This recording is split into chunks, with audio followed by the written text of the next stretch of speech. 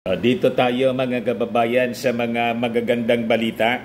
Nag-excellent na po yung ratings ng ating Pangulong Bongbong Marcos. Marami sa ating mga kababayan kumbinsido, naniniwala silang gumanda na ang buhay ng ating mga gumanda na ang kanilang buhay ng ating mga mamamayang Pilipino. Kaya yung mga nagsasabing lalong humirap yung buhay ng ating mga mamamayan, fake news po. Mga anti-Marcos man lang po sila. Yung kampo ng mga Duterte man lang po yung nagsasabi ng ganyan. Pero karamihan po sa ating mga mamamayan natutuwa sa mga gains na nakamit ng ating bansa sa pamumuno ng ating Pangulong BBM. BBM. Ang nagsisiman lang po si Inday. Hindi kasi umobra yung kanyang mga gustong mangyari. Yung mga gusto niyang mangyari, pang personal niyang interest po, hindi man para sa ating mga mamamayang Pilipino. Pang sarili, confidential funds, at yung political ambition niya na, political ambition man lang niya po, mga kababayan, ang sinusulong. Laging politika yung nasa isip. Pero yung ating Pangulong Bongbong, mga kababayan, lagi serbisyo sa ating mga mamamayang Pilipino. Kaya hindi po maniwala sa kanila yung ating mga mamamayan. Ay, ito po, ipakita ko sa inyo ang latest result ng survey po ng Social Weather Station. Ayan po, report siya ng DCRH. Ngayon lang po, 1 hour ago, sabi dyan mga kababayan, batay sa SWS survey na kapag rehistro ng highest net gainer score na excellent o positive 26 ang Balance Luzon. Sunod ang Metro Manila na may very high rating na positive 16. Pangatlo ang Mindanao na may high ratings na positive 7 and Visayas sa high rating na plus 1. Or positive 1. Samantala, naitala rin ng SWS na ang mga pamilyang hindi nakakaranas ng kagutuman ay very high. O kita ninyo, sa score na positive 18, habang ang mga pamilyang dumanas ng moderate hunger ay may score lang na positive 12. Gumanda na po ang buhay ng ating mga mamamayang Pilipino. Ang nagsasabi lang po na hindi maganda ang nangyayari ngayon, yung mga taga-nausog man lang, mga mapanirang puri, sila man lang po maiingay sa social media, pero yung ating mga kababayan po, satisfied. Tinanong po sa survey, sabi dyan, ang mga pamilya namang natukoy na not poor ay may excellent score na positive 26, habang ang mga pamilyang nagsabing poor, sila ay may high score na plus 9 lang po. Positive 9, sabi ng DCRH News. Yan po. 39% ng mga Filipino naniniwalang gumanda na ang kalidad ng kanilang buhay ngayong taon. Tapos sige, hanap nila mga kababayan ng 20 pesos na bugas. Bakit daw wala pang 20 pesos na bugas? Hindi naman po kailangan ng 20 pesos na bugas kasi namimigay na po ng libreng bigas sa mga mahirap. At may available na po sa Kadiwa na 29 pesos. Project po yon mga kababayan ng DA at saka ng National Irrigation Administration. Ang tawag, BBM Rice. Ano niyang BBM Rice? Bagong bayaning magsasaka. Di ba? Ngayon po, grand launching ng bagong bayaning magsasaka rice. Pagsusulong ng murang bigas sa Region 11. Nauna pa sa Davao po, September 13, 2024. Sabi diyan, sa pagtutulungan ng mga irrigators, associations at NIA, naging matagumpay na inilunsad ang kadiwa ng Pangulo sa NIA at ang grand launching ng bagong bayaning magsasaka rice o BBM rice sa presyong 29 pesos kada kilo sa NIA Region 11, Bolton Extension, Davao City. Nauna pa kayo dyan sa Davao. O di ba? Yung Mindanao po mga kababayan, mahal na mahal ng ating Pangulong Bongbong. Kaya kung sino dyan ang i-endorse sa Davao ng ating Pangulo na tatakbong mayor po, yun po ang inyong isupport. Yan ang ating panawagan dyan sa mga taga Davao para mawala na po yung reputasyon ng Davao. Ngayon, nang masama yung dinig ng Davao po, naging takbuhan ng mga pugante. O di ba? Dati, bantog siya, mga kababayan, na tourist destination. Ngayon, fugitive destination. So, yan nga po ang tanong. Bakit karamihan sa mga pinaganap ng batas, mga pugante po, dyan nahuli? Yung latest po, si Christopher Lau, nahuli dyan po sa Davao. Anong mayroon dyan sa Davao? O, kaya 2025, midterm election, mag-isip-isip na po kayo ng mga taga Davao. Ibalik ninyo the old glory, mga kababayan ng Davao City. O, kaya yung mga nagkakanta-kanta dyan na nasaan na yung 20 pesos na bugas, may 29 pesos na po. Yan o, Davao City. Isinabay din ito sa launching ng Agri-Puhunan at nationwide grand launching ng bagong bayaning magsasaka o BBM rice sa Nueva Ecija. Ang proyektong ito ay naglalayong masiguro ang masaganang supply ng bigas para sa mga pamilyang Pilipino. Yan po ang BBM rice, mga kababayan. 29 pesos lang po. At bawal siya na i-resell. Dapat end consumer. Ibibenta lang po sa end consumer. At bawat isang sako, 10 kilos yata ito. O tama, 10 kilos po. Para marami yung makabili ng murang bigas. So, paano naging posible ang 29 kilos na bigas? Ang presyong ito ay naging posible sa pamamagitan ng contract farming program ng NIA. Sa ilalim ng programang ito, may kasunduan sa pagitan ng mga magsasaka o Irrigators Association at NIA kung saan ang NIA ay magpapautang ng 50,000 pesos bawat ektarya na walang interes. Cash assistance na ito. Ang 20,000 pesos ay para sa labor at ang 30,000 pesos para naman sa farm inputs tulad ng mga seeds, fertilizers, chemicals. May assistance din sa post-harvest operation, marketing at packaging materials. O, kita ninyo mga kababayan, Davao Oriental, Davao del Norte, Davao de Oro. Yan o. Ito yung mga sakahan po, 32 hectares, 22 hectares, Davao del Norte, Davao del Sur, 20 hectares, Davao de Oro, 97.56 hectares, Davao Oriental, 45 hectares. Inuna pa kayo dyan ng ating Pangulong Bongbong Marcos, kahit na yung mga leaders ninyo dyan, mga suwail. O diba?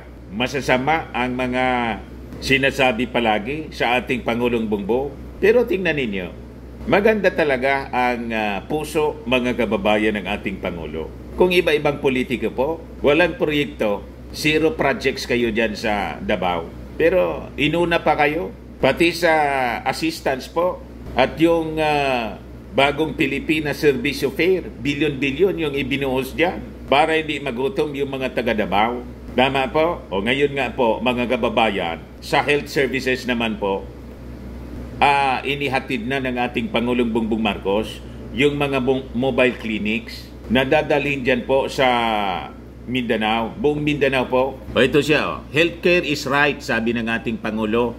Marcos distributes 28 mobile clinics to Mindanao. Each mobile clinic unit offers health consultation and is equipped with modern medical tools and equipment for early diagnosis, such as X-ray, ultrasound, and laboratory analysis. Wala pang nakagawa niyan mga kababayan. Yung Marcos Sr. lang po at Marcos Jr., the rest ng mga administrations, malayo po pagdating sa pagsiservisyo sa ating mga mamamayang Filipino. Kaya na-insecure masyado po yung mga Duterte.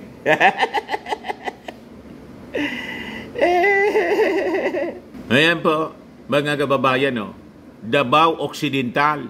Kita ninyo? Ganon, mga kababayan, Misamis Oriental. Ito Davao Occidental. Post mismo ito ng ating Pangulong Bongbong Marcos, 1 hour ago. As we send off the first batch of Bagong Pilipinas mobile clinics bound for Mindanao, we fulfill our promise to deliver quality health care to every province in the country. In just 3 months, we've turned this into reality, ensuring that every Filipino, no matter where they are, can now receive the care they deserve. Yan po. Ganun magmahal yung ating Pangulo. Inihatid pa niya kasama si DILG Secretary Benhur Abalos. I think si Secretary Abalos po tatakbong senador. I-support po natin. Ikakampanyo ko po itong si Secretary Abalos with the First Lady. Kita ninyo po?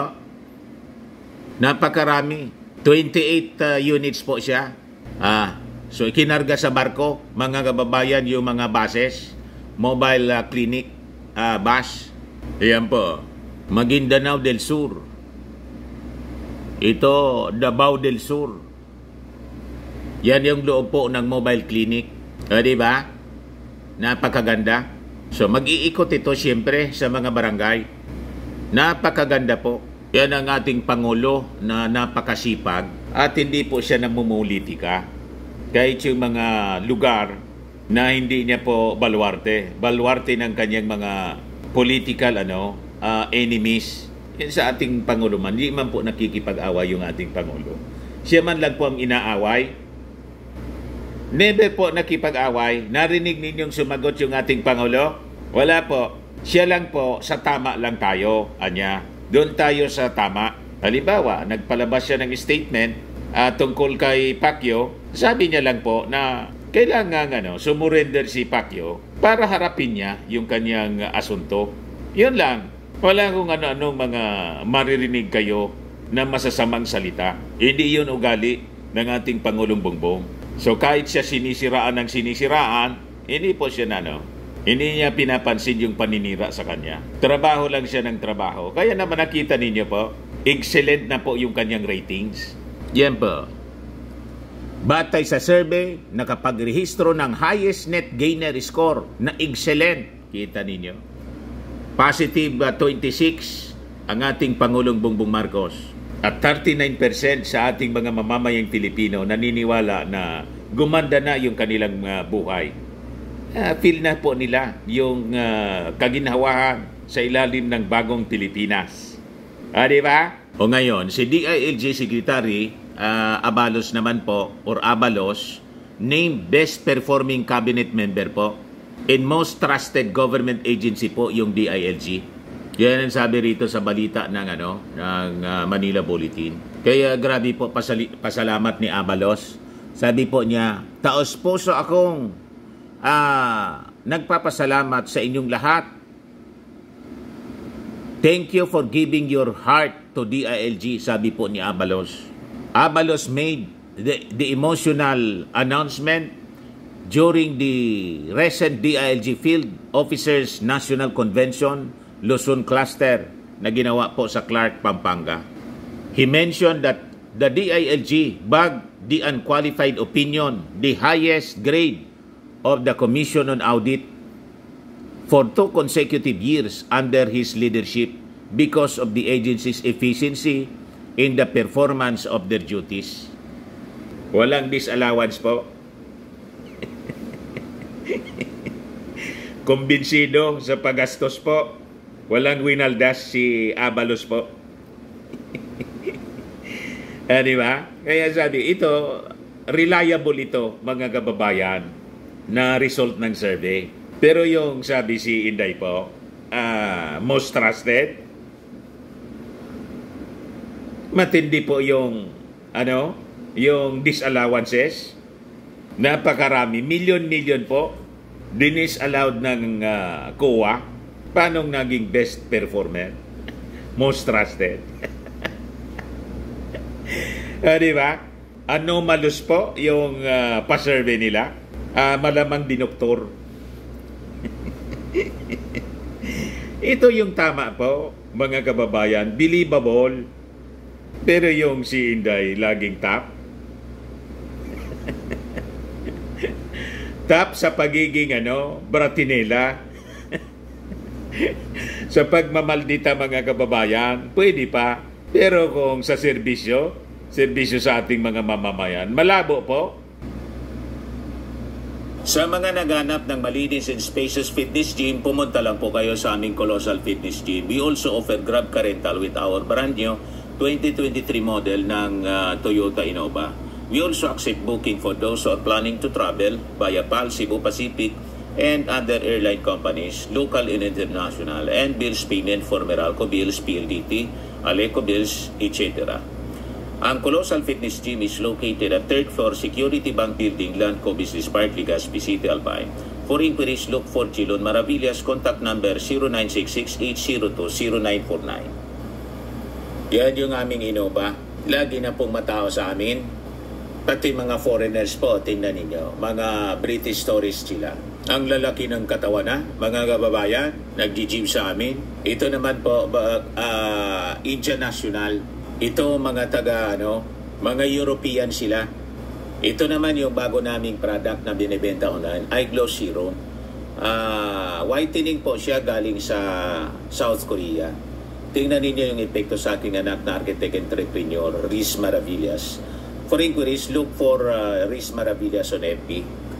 Ito naman po, Firmax Firming and Lifting Cream. Pinapahid po ito sa mga pulses and affected area. Mainam po ito sa mga pains at paninigas na mga kaso-kasuan. Ito po, Automax Radiant Serum. Sa mukha naman yung application. Anti-aging po siya. You will look 10 years younger than your age. Sa mga cancer patients naman po, baka lang gusto ninyo itong itry. Nengxia Red Mix Fruit Drink. Hindi man po siya gamot, food supplement siya. Kaya lang, gawa siya mga kababayan sa goji berry. Yung goji berry may anti-cancer properties. Yung mga inquiries ninyo, dumiretso na lang kayo sa aming messenger sa Facebook para masagot namin agad. Ayos po. Ako po si Dante Maravillas. Bye-bye. God bless.